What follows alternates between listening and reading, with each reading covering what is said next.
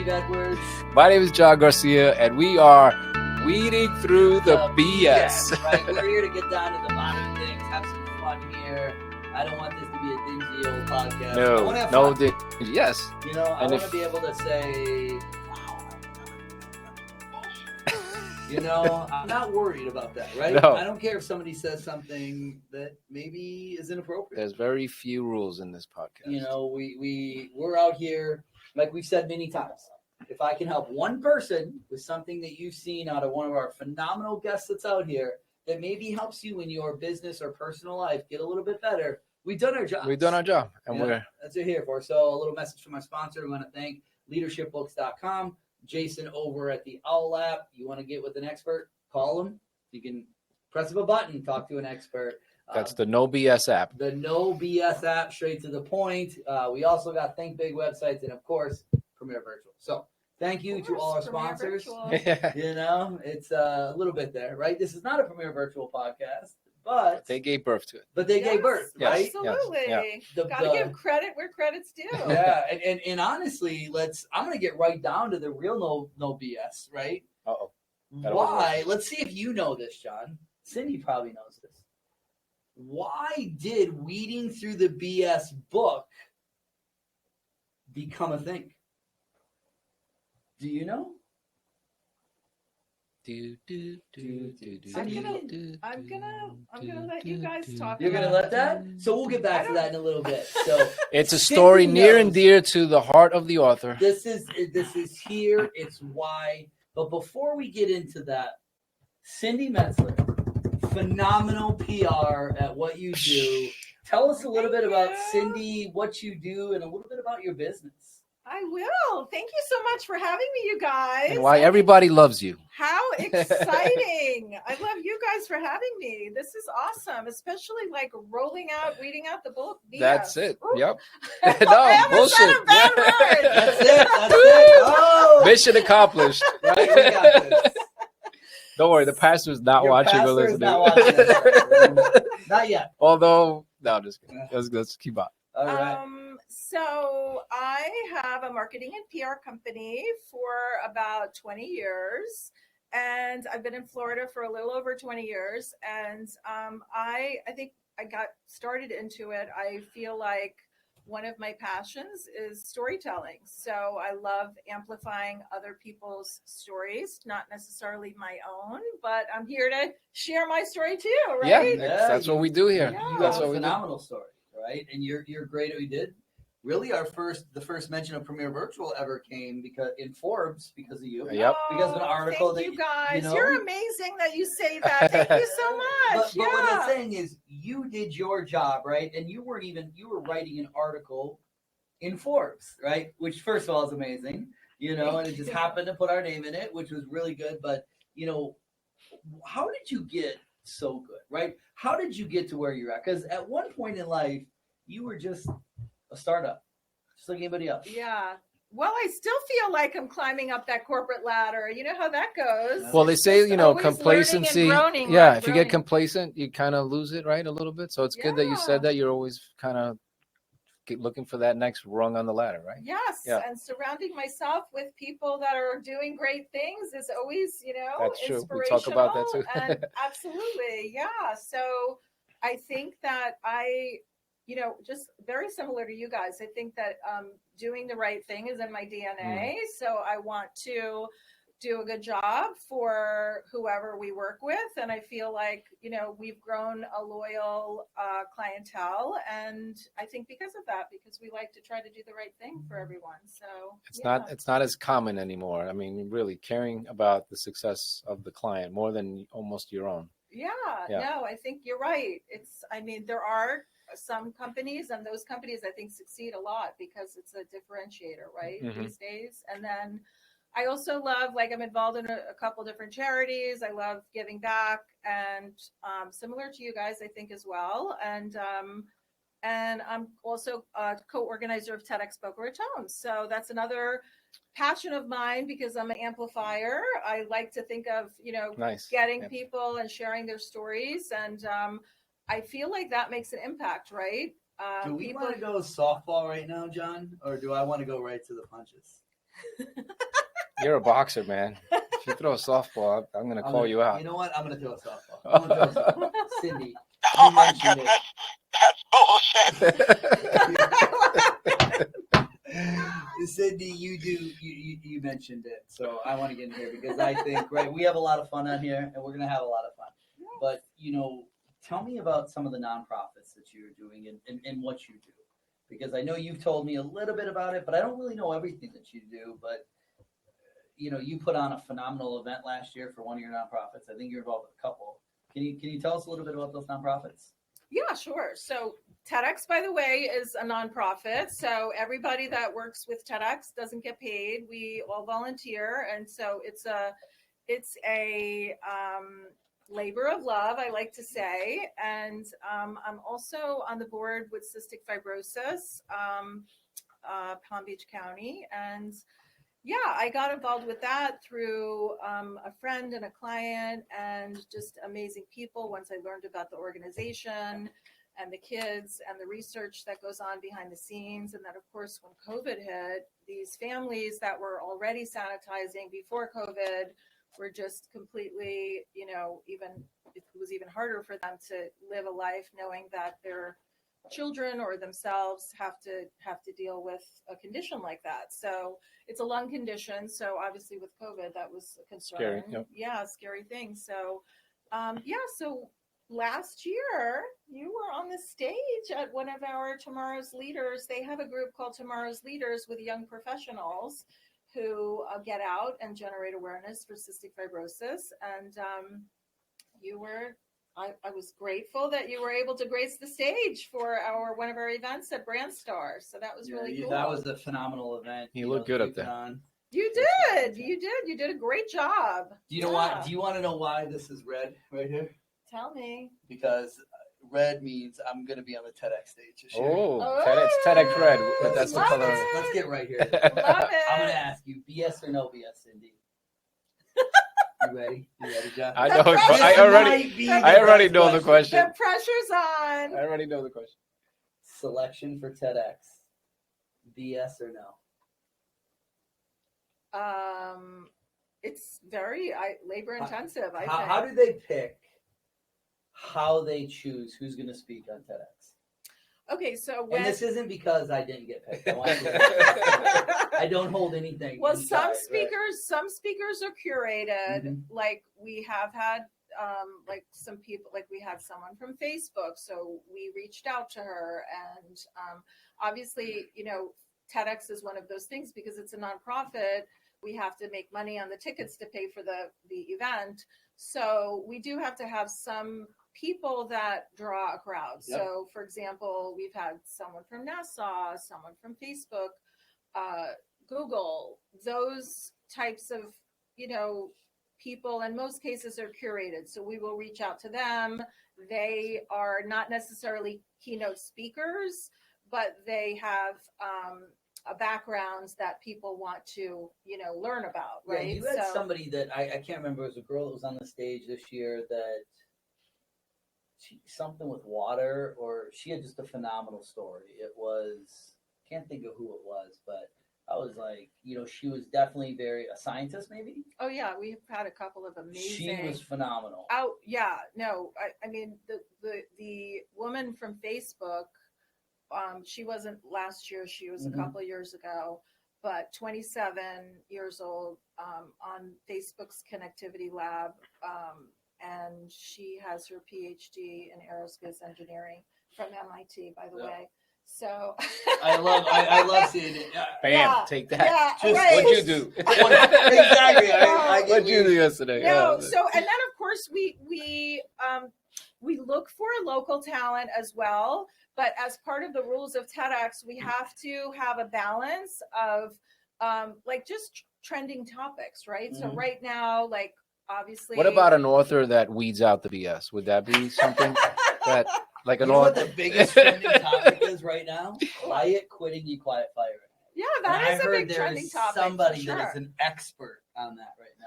That is definitely a great trending topic. Cindy, I love that you're like, oh my God, don't take that. These guys are killing me. They're killing me. Well, the reason I want to say that is part of the reason where Weeding from the BS came from was, when I spoke on that stage that you had on Brandstar, right? There was multiple other people that were on there. And they were amazing. All of you did amazing. That was an incredible event. Phenomenal speakers, right? All the people, and I liked it. But, a lot of them got picked for TEDx. Mm-hmm. And, obviously I didn't. My ego was a little hurt, but I know I wasn't there. So, like, when I went there and I saw the people speaking on stage, I'm like, they have a phenomenal story, right? Because that's really what it comes out to, is what kind of story do you have? Can you draw the crowd? And I get that, right? And I know I kind of bust people's chops a little bit about not getting on there, but a lot of them had something that I didn't have. And I went to a lot of conferences last year, and I spoke at a lot of conferences last year, but I was never the keynote speaker. And I saw a trend, and that trend was they were all authors. Every single one of them had a book.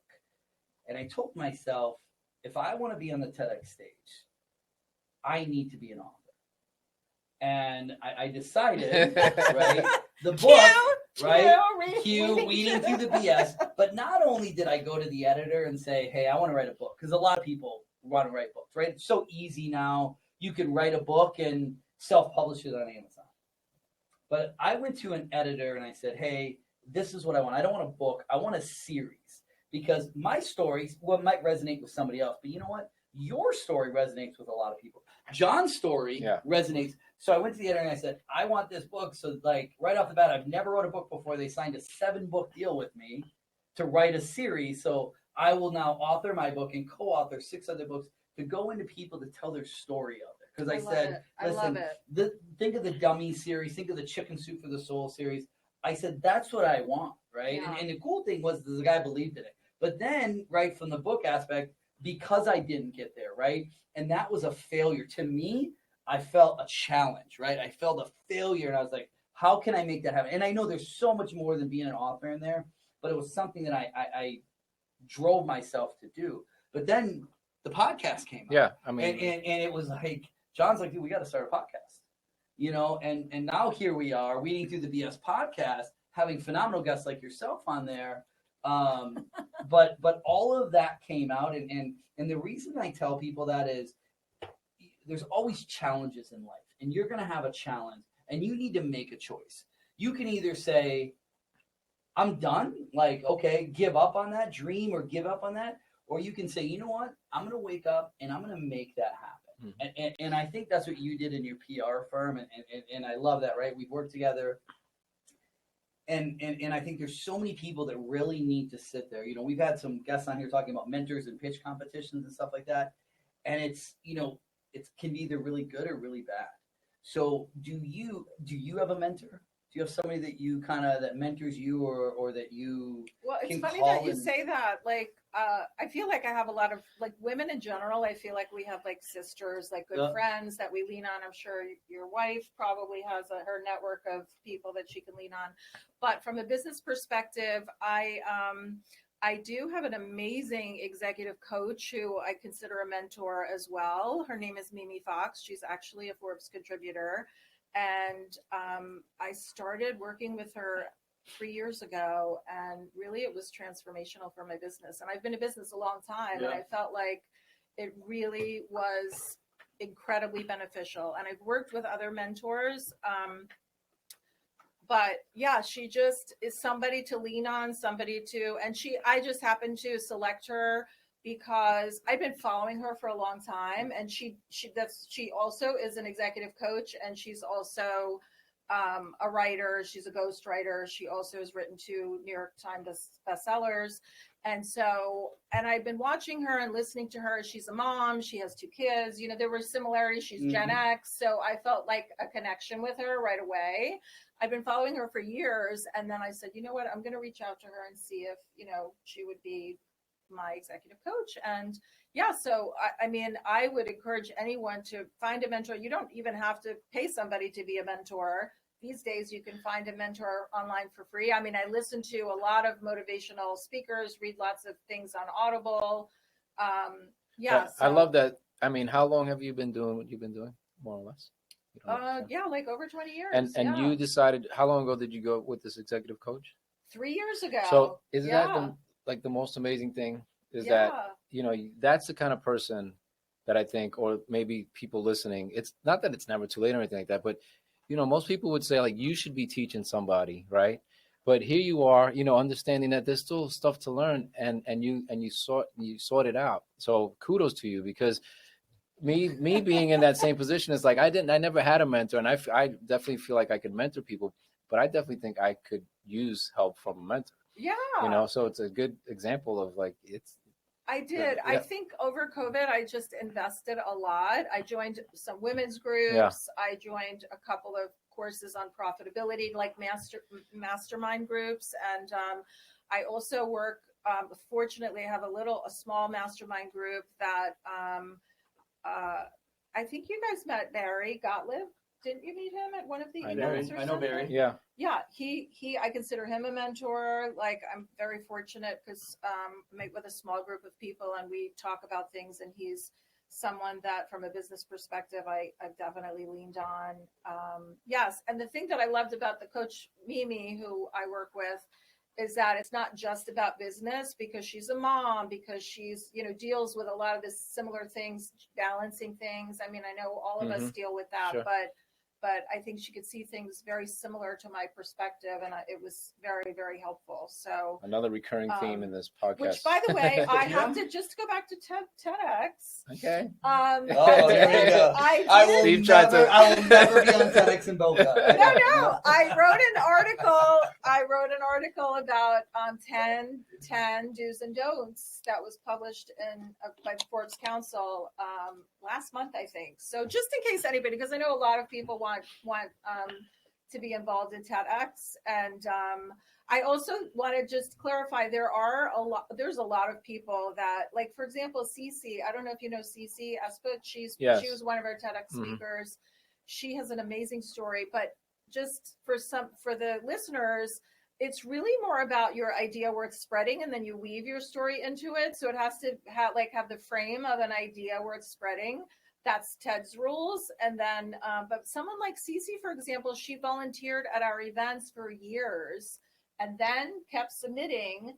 And then her video, when we were listening to her video, we thought, oh my gosh, she's so, like, her story was so captivating. And it was about, she was in the Marines. She ended up going to jail for something. She then now dedicates her life. Now she's very involved with TEDx also, but she dedicates her life to helping people in jail. She goes into jails and speaks about, reducing the recidivism rate. So we'll get her on the. Yeah. Well, by the way, she's very involved. She's done like 2 or 3 TEDx's now. Really? Yeah. She would be a great. I watched the Jocko TEDx, his speak. Mm-hmm. Yeah. That was powerful. And I just from that little part where he talks about, unfortunately they had friendly fire that killed some of our allies, and he talks about he went into the room and he could have blamed it on everybody else, and he's in there with his team, and they said, okay, tell us like who's taking the blame, and one guy stood up and said, I did it. I didn't keep where he was at. So I didn't know. And he said, no, you're not. Next guy stands up and said, hey, I lost comms and I didn't know where he was at.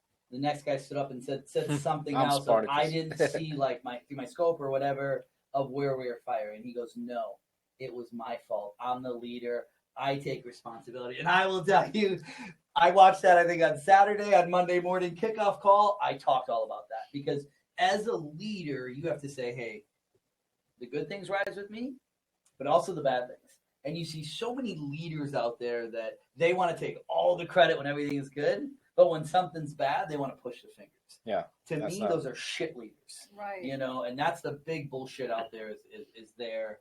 But there's so much with TEDx. And I love what you said for these other people, because so many people want that red dot.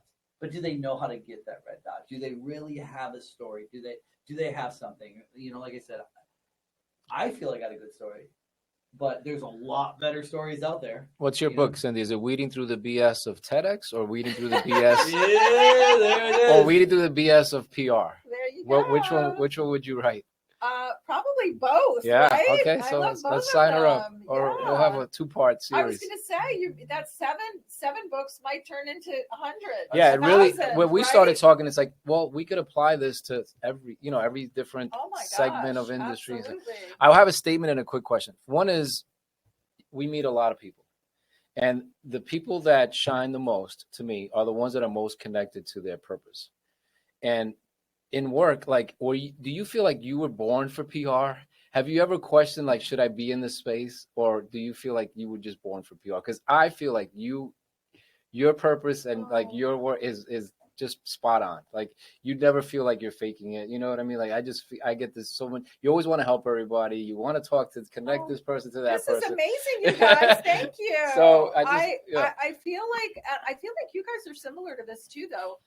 I love sharing really important stories. It gives me joy, right? And I also love connecting people, and that gives me joy too. Like, honestly, when your guest left before me, I thought, okay, who is she? I want to know who she is, exactly. because That's what I'm saying. I mean, that was Yeah. an instant, like, hey, who are you? What do you do? Oh my gosh, I know this person. That's you know. it. That's what I'm Next saying. thing you know, the connection's there. Yeah. So I just feel like, and it honestly, I would, if there's any lesson there for me, I mean, TEDx is a volunteer initiative, and I definitely have probably generated business from it, but it took years before. Yeah. Like, it's been probably 6 years 6 or 7 that we've been doing it, and that was not obviously the reason.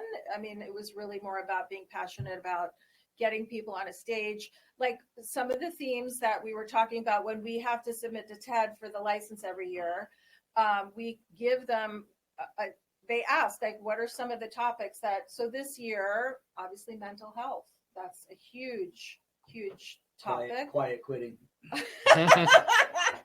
Blockchain, quiet quitting, those types of things. Chat GTP. Yeah. Yeah. Well, I mean, AI. Yeah, you do your job. I know it's super hard, but you do it like we can. I think anyone could tell it's a purpose for you, and so I just want to say. Yeah. Now, the other part of it is not as complimentary because I'm in marketing, and there's a level of BS that we all have in marketing, right? Because it's a way you weave a story. How many clients have you worked with where the BS was just more than you can handle?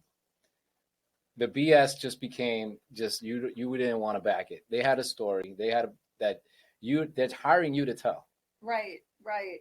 Well, honestly, I'm just going to tell you the truth. Like, I feel like we align with the types of clients that we feel like we can tell their story. Mm-hmm. And sometimes if it's in the kind of discovery process, we'll determine it's going to be way too hard to get them media coverage or share their story, so normally we don't align with those clients because. But there has to be situations where you're already with the client, and and then all of a sudden it gets difficult. Shit, I've had clients that use products that I've had, and I'm like, I don't think that it's a good fit.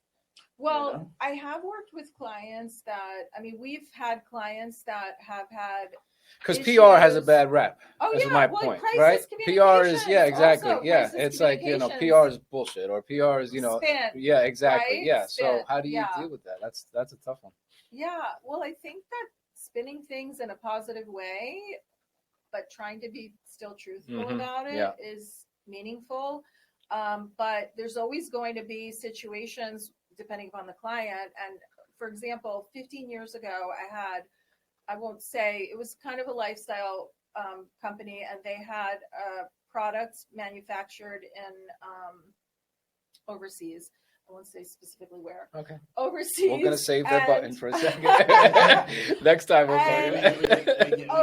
Overseas, and actually, this was in 2010. I remember because something was going on at that time. But anyway, the product was literally. The companies, it's a multi-billion-dollar company, and all of the products were faulty. And a lot of small companies were affected because of the big company, and it took them a long time to respond to that. and weirdly, I was one of the customers too at that time. So just because I was like, oh, let me get this too while everybody else is. All right. And so those types Cosmetics? of things. No, but it was. Sounds like. But interestingly, eventually they did make it right, but there were some casualties along the way, so that was kind of painful, because there's only so much you can do. Yeah. Like you can't control everything internally with the company, No. Yeah. and there's outside factors that that unfortunately that you kind of have to. But with crisis PR, you can really have strategic thoughts about how to tell that story in a truthful way, but also explain why these things have happened. Yeah, it obviously always gets worse if you hide it, right? I mean, you've learned that it's better to come up front, just tell it what it is. Maybe we made a mistake, own up to it, all that kind of stuff. Yeah. But it's when they try to kind of skirt around it, and then eventually it all comes out, right? Right. So, I think the biggest BS about PR is this: somebody says something wrong, right? They say it hot mic, whatever, and then they go and apologize. Listen, just own up. Say, listen, I said this word. Yeah. Right? I said this sentence. I did this thing. Just own up. But now it's like they send out an apology, and everybody knows it's a lie. Yeah, that's true. They're only apologizing because he got caught, right? Exactly. Yeah. The world of the media has changed. Like TV stations, even national TV and media, they used to have hundreds and thousands of people, and now they're all on a skeleton crew. So it's harder and harder to get media, but also we are the media. Look at what we're doing right now. It's morphed into, people, influencers. So is your job easier or harder because of that? Definitely harder. Harder. Yeah, because you're pitching not as many people, and they have a lot on their plate, and but obviously, with social, there's other opportunities like podcasts, things like that. So it's not just about traditional media. So you had to switch your media. Yeah, you always have to learn and grow. So there's other opportunities for clients, even with influencers on social media, I mean, it's true. I've done a TikTok video that has almost 1 million views. I would never afford that, first of all. Yeah, 1 million. I got to see if my shopping cart hit 300,000 yet. He did a thing on Facebook that had about 300,000, and so that is hard to justify paying for paid media or trying to get PR. When people are doing it on their own.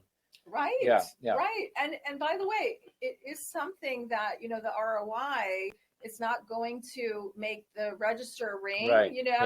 Immediately. Mm-hmm. It's really about branding and brand recognition, and so it's not instant gratification. Effective frequency and getting it out there. Yeah. So yes. I made a stupid shopping cart video of how to put a shopping cart back after you take it from your car, how to put it back into the gate. 290,000 views. Wow. Which that's not even that much. When you think about all compared these to other views. Yeah, but compared to anything else you post, I mean, it's like that. Okay, that's what people are responding to. People to. that were fired up, right? Yeah. And I'm doing it right. It's a hot button, right? Putting the cart back. Oh my God! But the best part about it is this video was meant for the lazy people out there, right? It wasn't meant for the handicapped or the disability or the moms with 12 children crying in their car. Exactly. But it was meant for people that are just like, hey, I'm lazy. Right.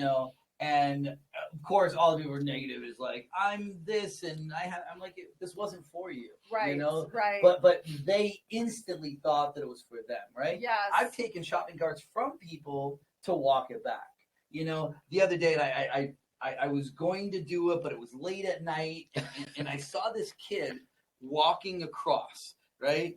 And I'm like, okay, he put the shopping cart. So the cart was here, and he walked across the aisle over the grass and put it back. And I was like, wow, that was really nice that this kid impressive. Did this. So I kind of sat there. I was going to go up and just say, hey, can I do a quick interview with you? To say, why did you do this? And I'm like, get him on the show.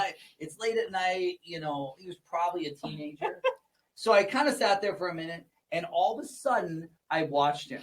He went over 1, over 2, over 3 parking spots where he was parked.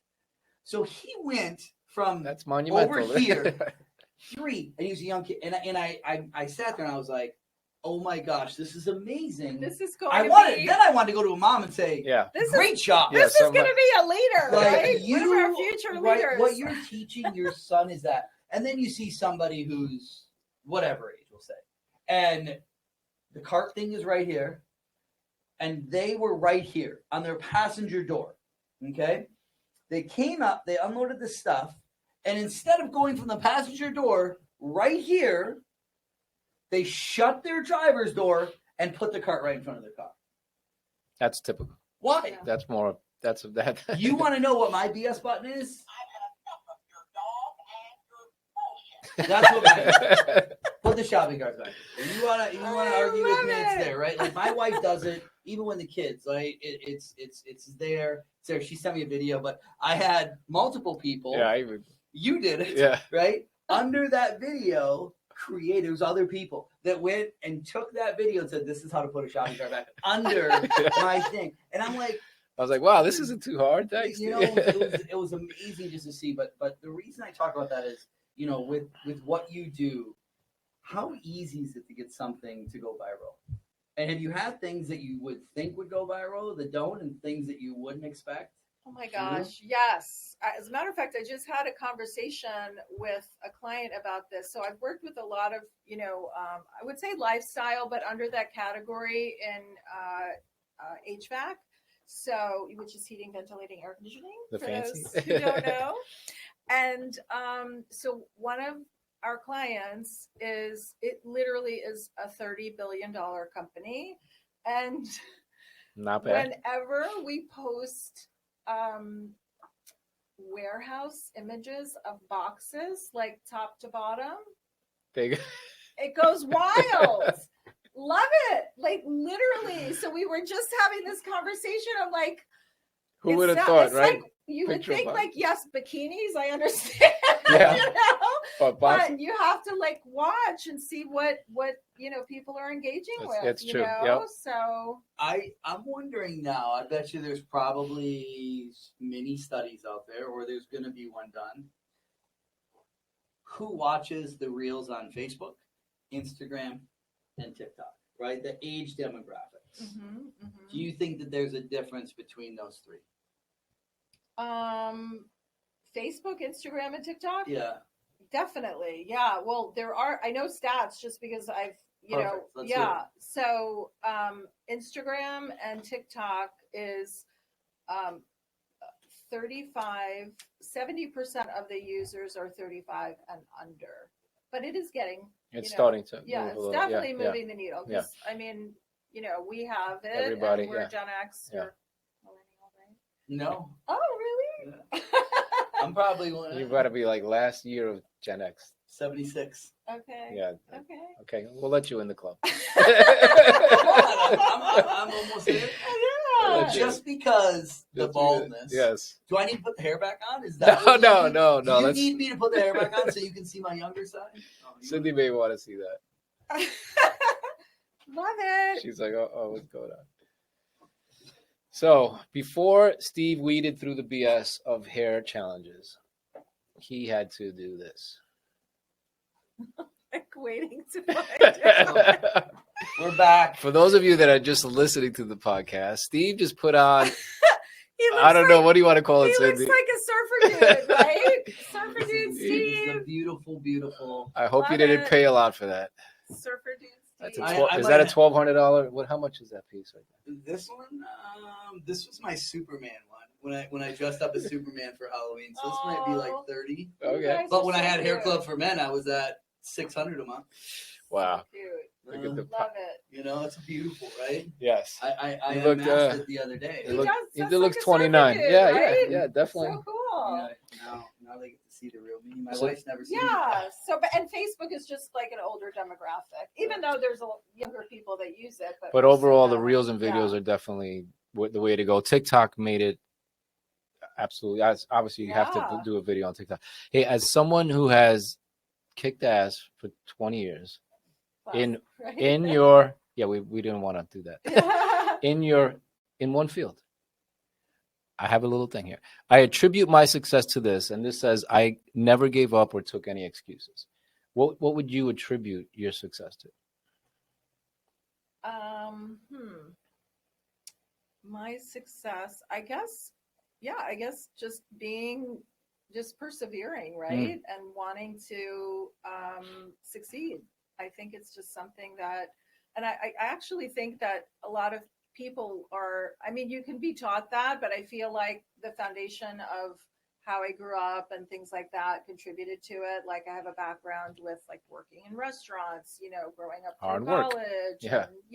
And working in retail, right? After I got out of college, pulling all-nighters for inventory, things like that I think that kind of help develop you. And then those leaders that you had that, did that. And of course, parents too. So you see those traits in the next generation? John, John just comes up.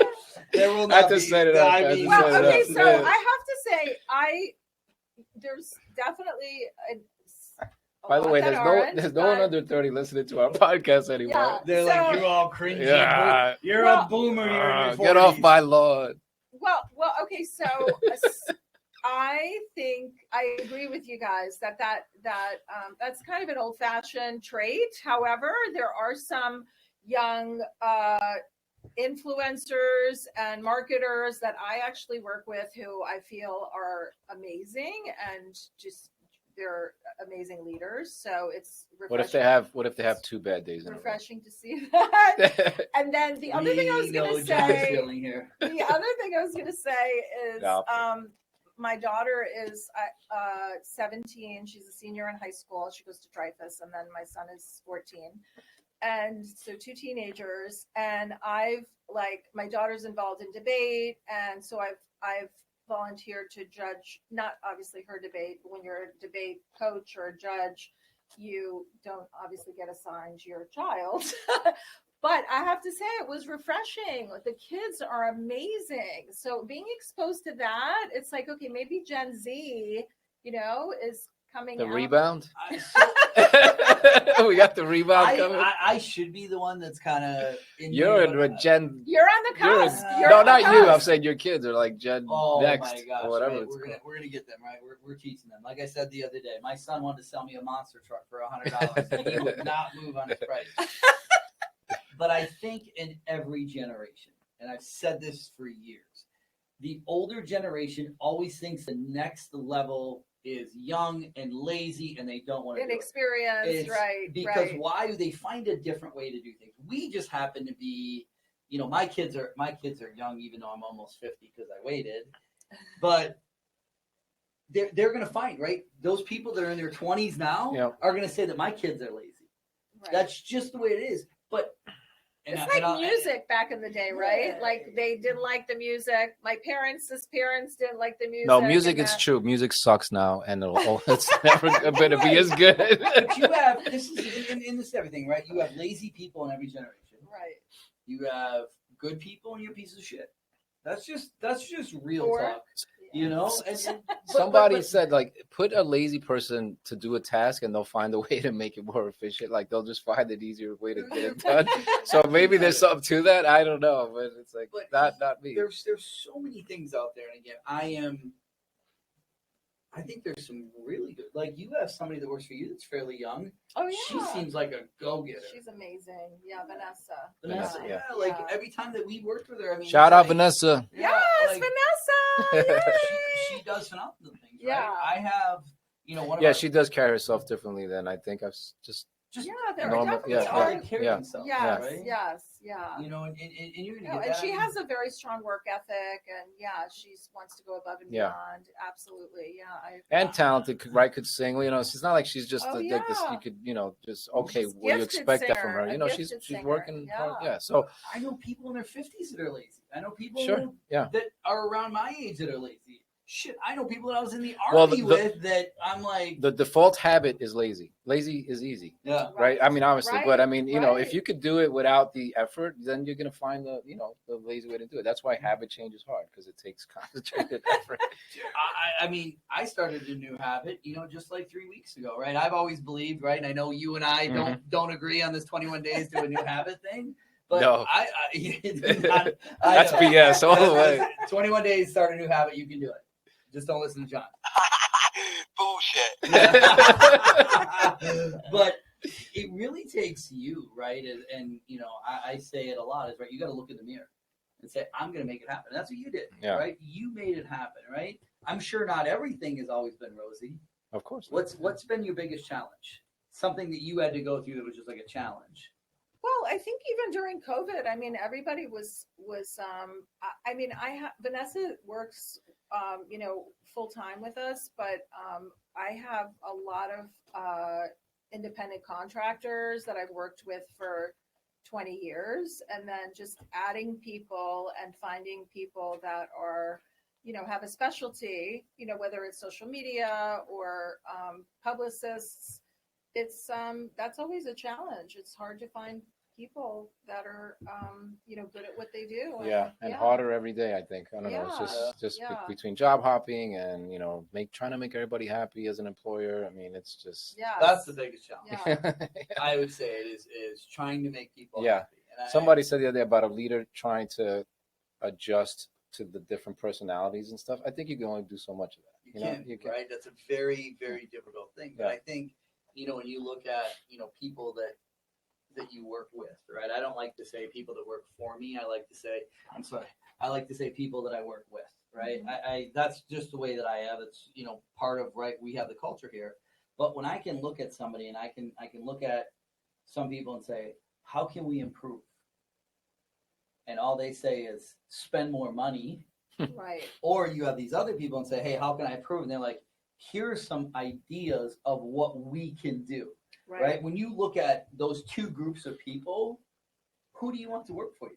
Those people that bring ideas, or those people that say spend more money, right? And talking about spending more money, this is the last question I have before our final, right?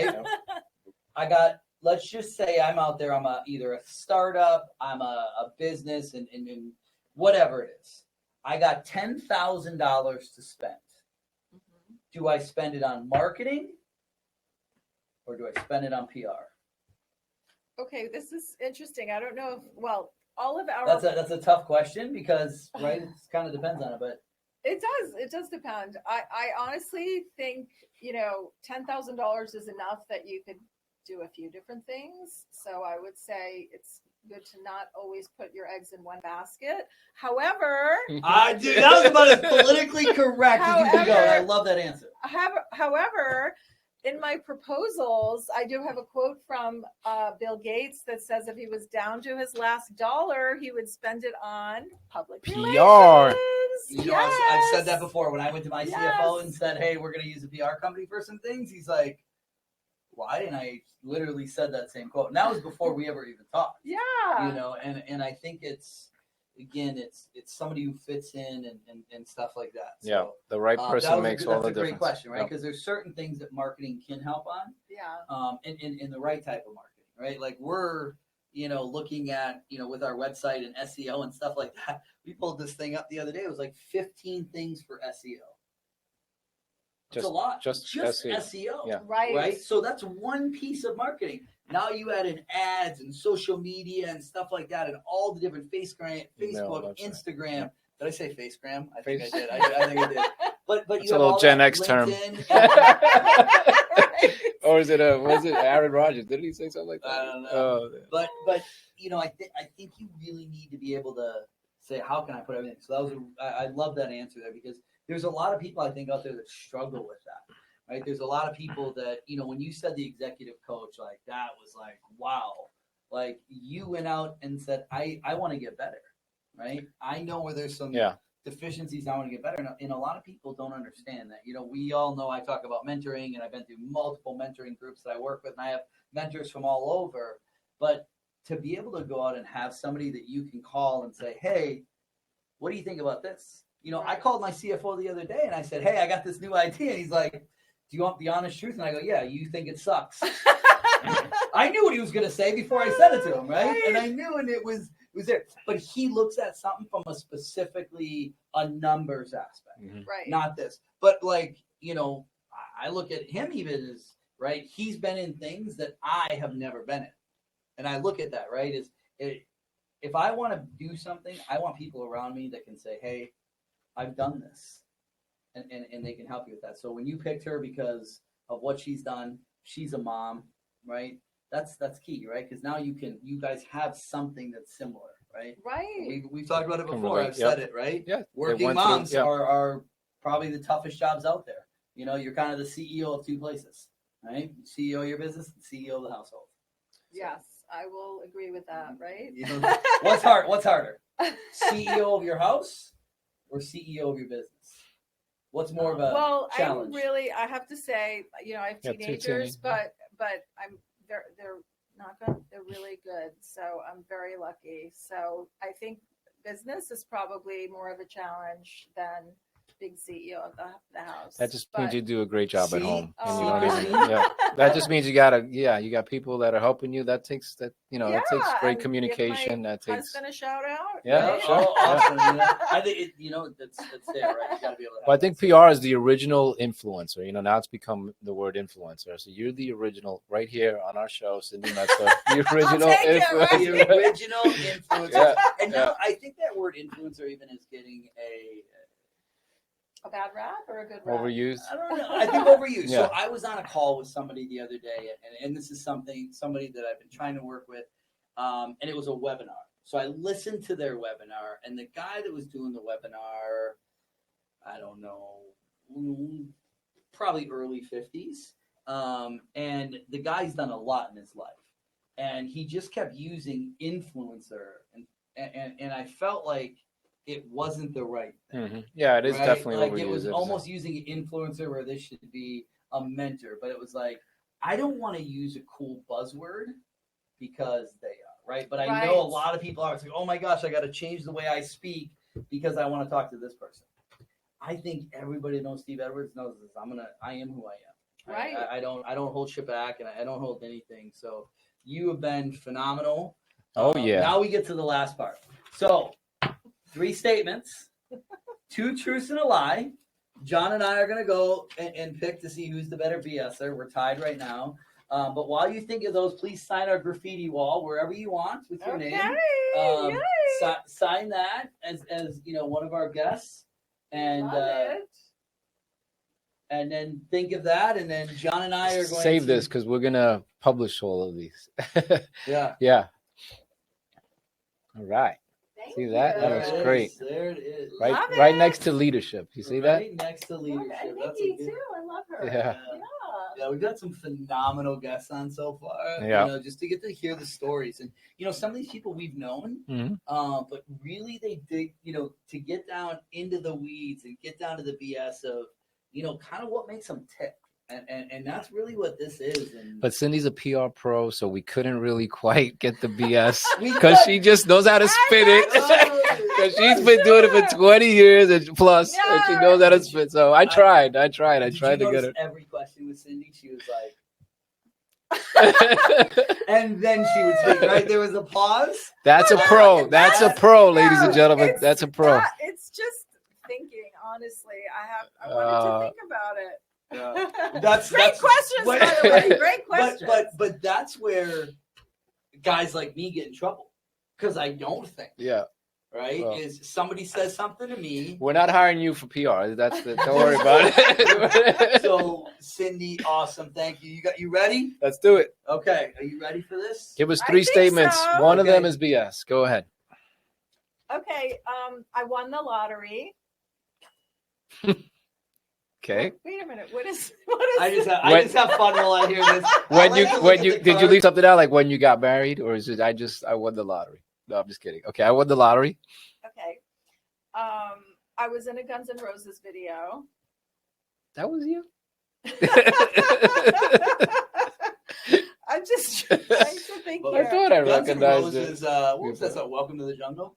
One of them. Yeah. Okay. I got accepted to the Bronx High School of Science. No, it's hard to read her because she's there. I already know what you're trying. You know which one you're calling? I don't even know what it was, but the other 2, I know. What was the first one? Won the lottery. Okay. Guns N' Roses video or the Boogie Down Bronx. That's kind of a generic, right? Because if you won a scratch off ticket, you won the lottery. I won the lottery with a considerable amount of money. Okay. Okay. There. I won $2 signs.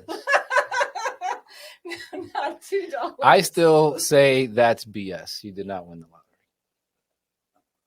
Which one did you? Going with You were? Yeah, because I think you were in a Guns N' Roses video. I think you were, and I think you probably did get into the Bronx. I know she's from New York, so. Oh, she's saying we're both wrong. The video, huh? What do you think? Were you in the video? Yes. No, yes. Yeah, So you yes. guys are right. Oh, dude. We're just getting better with the Yes. radar. Wow. We're gonna have to up this bet a little bit. 8 to 8. Oh And we're gonna gosh, keep I'm track of these. impressed. I feel like I failed. No, that was it. I mean, I was like, what can I say that, people would be like, maybe she did win the lottery, or, like I was trying to think of something. I was thinking- No, we know you've earned that lifestyle of the rich and famous. you earned it. You worked hard. You've done everything you have. So we appreciate you having on. Thank you, Cindy, for Thank coming you. on. It was so exciting. Mwah. You guys are Great. awesome. Love This you. is so exciting. I can say I knew you when, right? Yeah. That's right. The start of the wall there. She knew us before TEDx. Thank you, Cindy. We appreciate all Thank you do. you. Wow.